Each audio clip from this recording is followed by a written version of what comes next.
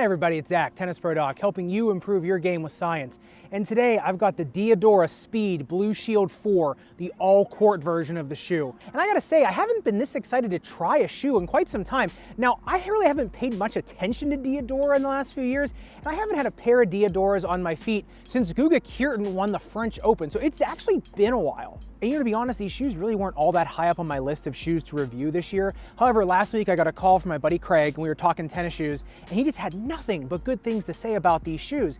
And in my mind, I just hadn't been paying attention to Diadora much, but I figured, now's as good a time as any to test them out and see, does this brand deserve to be at the top of mind, like all the other, really mainstream brands, Nike, Adidas, ASIC, do these deserve to be in that conversation still? So let's find out. Even before I get started with the specs and stats and the playtest and everything, I will say, if you're looking for something to compare these to, I would say it's almost as if Nike put the Vapor 10 and the Vapor Cage 4 in a food processor, and this is what popped out. It kind of is a melding of those two shoes. So it's kind of like a marriage between those two. I know it's Diadora, it's not Nike, but if you're just looking for something to compare it to right off the bat, that's kind of where these shoes fall. And so right off the bat, you can tell this is kind of like a mixture of two shoes, right? So along the perimeter of the toe box, you have a ton of durability reinforcement. In some areas, it's double thickness. In other areas, it's actually triple thickness. It's almost like they took a slow-mo video of a tennis player sliding on a hard court and just said, okay, where do we need to build it up the most to keep the weight down, but also to give them the most durability, which I really like in this shoe. That engineering is something that really gets me excited. But if there's one thing I've learned, especially with medical technology too, even though it looks cool, doesn't mean it necessarily performs, so let's test it out.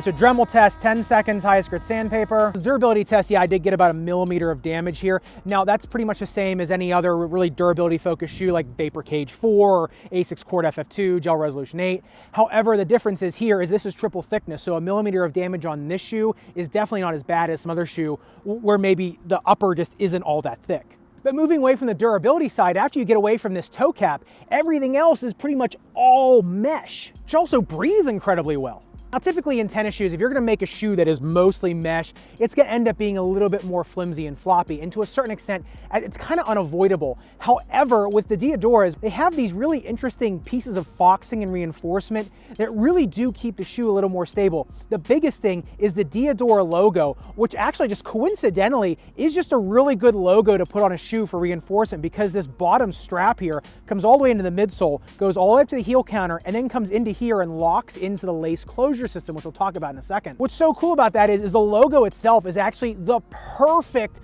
shape to actually make a shoe like this, more stable. I think the thing that really ties this all together in the uppers is that outrigger heel counter.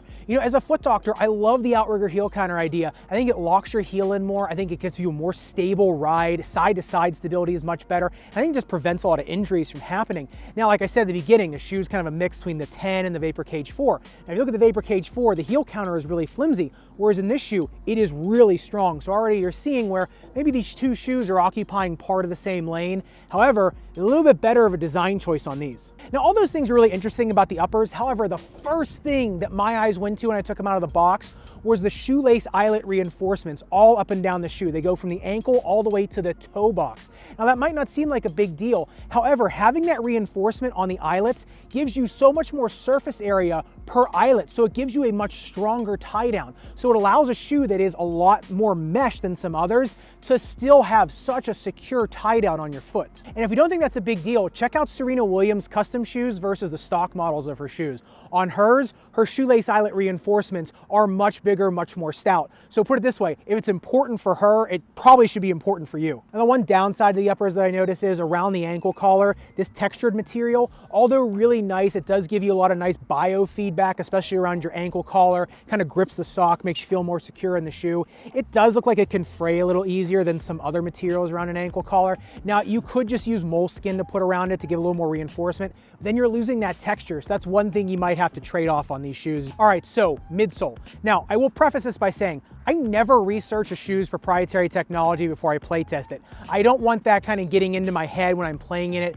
that, oh, what does this shoe have going on? Should I be noticing this? Should I not? I want to play test it, see how it feels my foot, see the performance of it, and then I'll go online and kind of look it up and see what they have to say about it.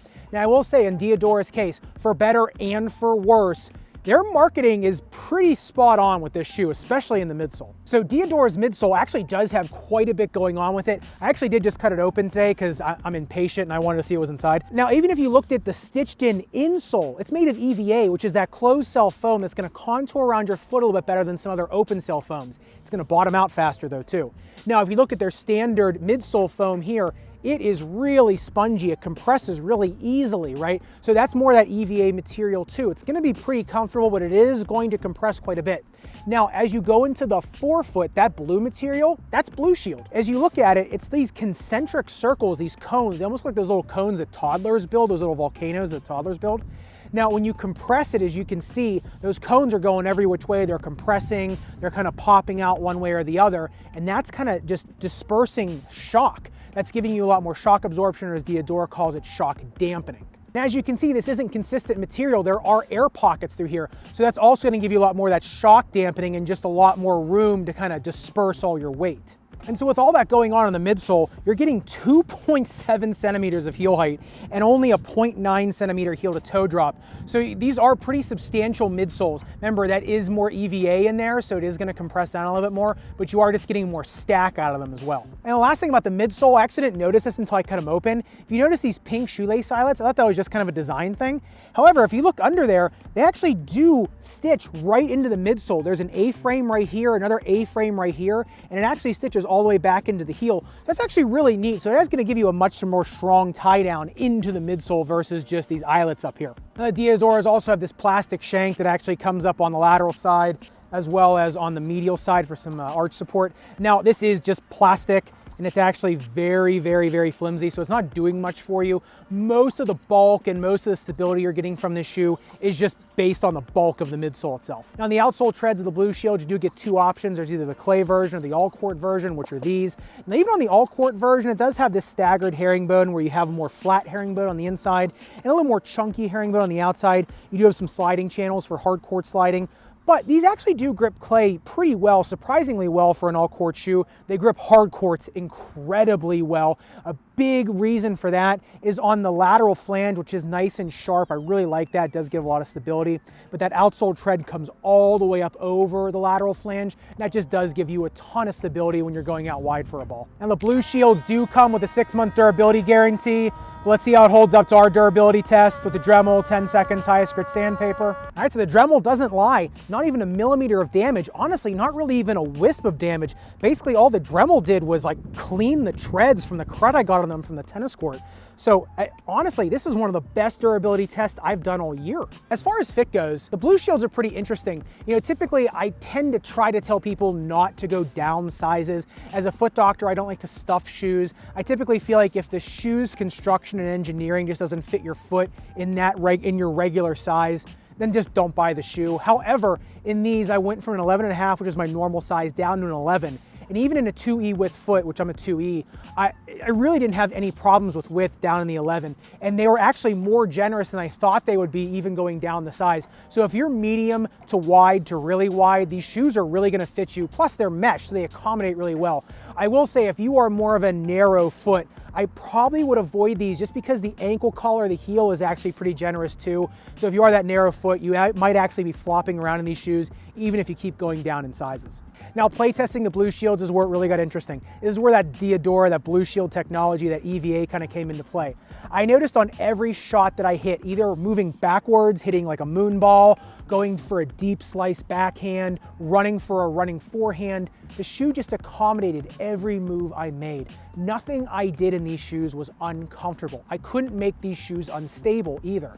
Now, the flip side to that is they're not gonna do any work for you. When I was getting up to go for the next shot, these shoes definitely didn't have that responsive performance that some other shoes do, like the GP Turbos or the Court FF2s. They accommodated that movement and it felt good and stable, but it definitely doesn't give you that springboard like some other shoes do. And that's where I feel like that EVA in the midsole, that BluShield technology is great. It accommodates and it does dampen shock. I will say Diadora does not lie. You're gonna get a ton of shock dampening and you're gonna get a ton of comfort. You're just not gonna get that explosive performance that some other shoes are gonna give you.